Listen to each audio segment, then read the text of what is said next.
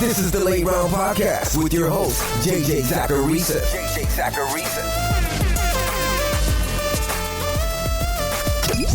What's up, everyone? It's JJ Zacharisa, the editor-in-chief over at numberfire.com, and this is episode 149 of the Late Round Podcast, one of the many shows that are part of the Number Fire Podcast Network. Thanks for tuning in. If you were to completely simplify the argument for drafting a quarterback late in fantasy football, it would be that each team in your league only needs to start one when they need to start 2 or 3 running backs and wide receivers. As a result, unlike real football, quarterbacks just aren't needed all that much in fake football. So if that's the quick argument against early round quarterback drafting, what about tight ends? Because as we know, most league formats start just one tight end, so wouldn't the strategy look identical? Sort of, but not exactly. I often get a lot of similar questions from readers and listeners, and one of those frequent questions is about my tight end strategy. By now, most of you know my stance on quarterbacks in both single quarterback and superflex leagues. If you don't, feel free to hit pause and go back and listen to episode 139. That'll provide some detail. But given the questions surrounding my tight end strategy, I figured that I'd give the people what they want and talk through my overall tight end approach. And we're going to do that today. If you couldn't tell by the title, that's what this episode is about. I'm going to walk through a study I did on numberfire.com recently to give you guys a glimpse into how I approach the tight end position. So the first question to ask with this topic, or at least the first question I think that you should be asking, is why is it that people even draft tight ends early in the first place? Why do fantasy owners get so infatuated with the Rob Gronkowskis and the Travis Kelces of the fantasy football world? The answer to that is value-based drafting. Rob Gronkowski is projected to score so many more points than the rest of his position that he creates a decent-sized advantage when you own Rob Gronkowski. Now, I've done a podcast on value-based drafting, or VBD for short, but I think it's a good idea to refresh your memory on the concept and why I'm not the biggest VBD fan in the world. It's not that I think the notion is wrong. It was coined by the legendary Joe Bryant way back in the day, and what Joe told us was that the value of a player is determined not by the number of points that he scores, but by how much he outscores his peers at his particular position. So we're not worried about which players score the most points. We're concerned with the players who outscore the rest of their positions the most. This might seem like an obvious notion, but without Bryant's work on the topic, I truly believe that fantasy football strategy wouldn't be where it is today. It's been an incredibly important building block. What VBD will do is look at a player's projections and compare those projections to a baseline player at his position. And when you're up to pick, whichever player has the largest delta between projected point output and baseline projected output, that's the player that you select. In theory, it all makes sense, but there are a lot of flaws to strictly drafting in this way. One of them is that finding accurate baselines is a very tough thing to do. Some people compare projected points to the last hypothetical starter in the league, so an RB24 or an RB30 if there's a flex spot, while some will go with a more mathematical approach to find these baselines. But regardless, it's not the most straightforward thing to do. But that's not my biggest issue with VBD, not even close. Fantasy football is a weekly game, not a yearly one. Because of this, we can manipulate the game a bit and stream positions like defense or quarterback. So with VBD, you're making the assumption that teams in your league aren't going through the process of streaming. Since you're comparing projections to a baseline player, and since you're doing this at a season-long level, you're assuming a team drafting the 12th quarterback is going to be playing that 12th quarterback week in and week out.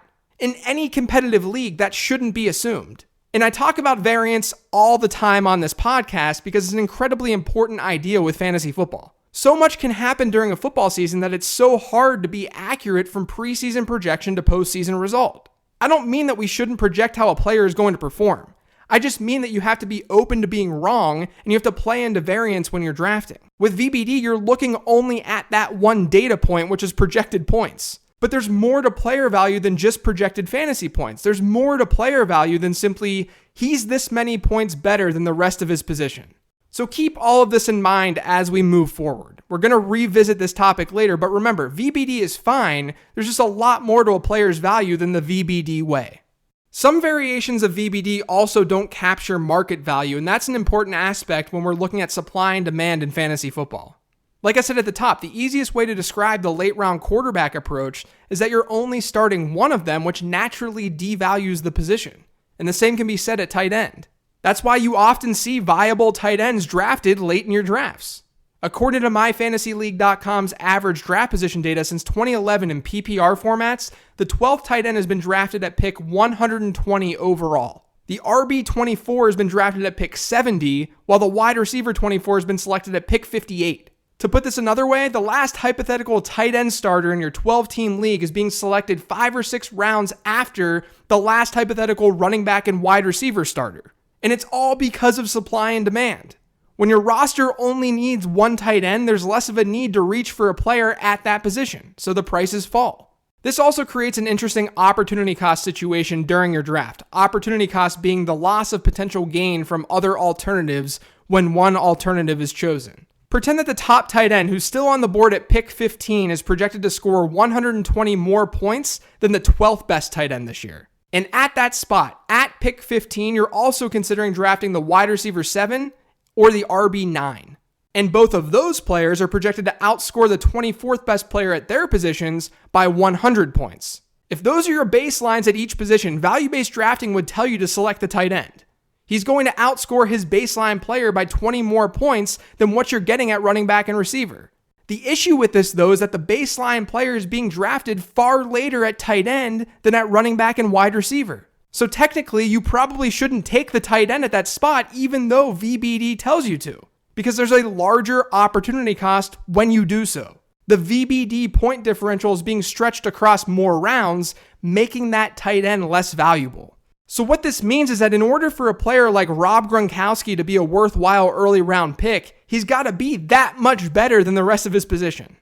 He can't just simply outperform someone in VBD because the cost in obtaining replacement level players at the tight end position is a lot lower than at running back and wide receiver. But like I said before, there's still more to fantasy football than just looking at projections and comparing and contrasting them. Even when you consider costs, there's more to how we should value players in fantasy football.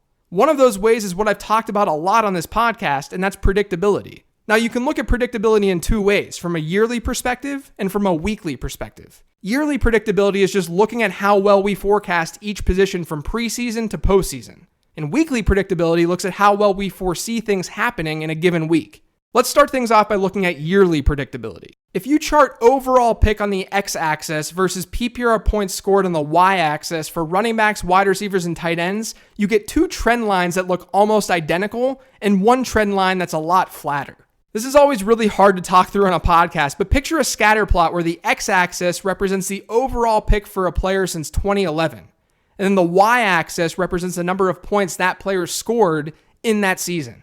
So we're essentially looking at expected output, what we would expect a running back to score given history at pick 30 or pick 60 or pick whatever. When doing this, running back and wide receiver trend lines are incredibly similar. There's been an R-squared of 0.34 between the two over the last 7 years. At tight end, that R-squared value is 0.26, which means there's a weaker correlation at the position on the whole between points scored and average draft position. If you need a little help visualizing, like I said, there's an article on NumberFire that shows all of this. So tight ends have more variation when we're looking at preseason expectations and postseason result. But there's also some intuitive reason for this. When you group together all of the players who are being drafted, the players getting selected in the 14th and the 15th rounds are bound to bust. You'll rarely see a stud drafted that late, at least at running back and wide receiver. Because of supply and demand, though, we know that viable tight ends are being drafted that late. So there's a higher chance that they succeed, which makes our relationship weaker. It makes the relationship between average pick and PPR output weaker at the tight end position. So instead of just looking at the correlation between ADP and points scored among all players drafted, I group players up to see how that correlation changes as we get closer to the first round of the draft. Maybe running through the exercise will help you understand this a bit. The R-squared value among top 48 running backs by average draft position and points scored over the last 7 years has been 0.21. For top 48 wide receivers, it's 0.23. For top 24 tight ends, you're looking at 0.15. Each of those numbers is lower than the R-squared values that we saw when looking at the entire position because we're now pushing aside the worthless assets being drafted late in drafts. And for the record, I'm not looking at top 48 tight ends here because you're starting half the number of tight ends in a standard league than you are at running back and wide receiver. And then when you look at top 24 running backs, the R-squared is 0.11. Top 24 wide receivers, you have an R-squared of 0.10, and then the R-squared among top 12 tight ends is 0.02. What this means is that there's been essentially no correlation between average draft position and PPR points scored among top 12 tight ends since 2011. That's pretty insane. And it appears as though it's because of middle round tight ends. Because among top 6 tight ends by ADP over the last 7 seasons, there's been a 0.21 R squared between ADP and points scored. Among top 12 running backs, that number is 0. And at wide receiver, it's 0.1.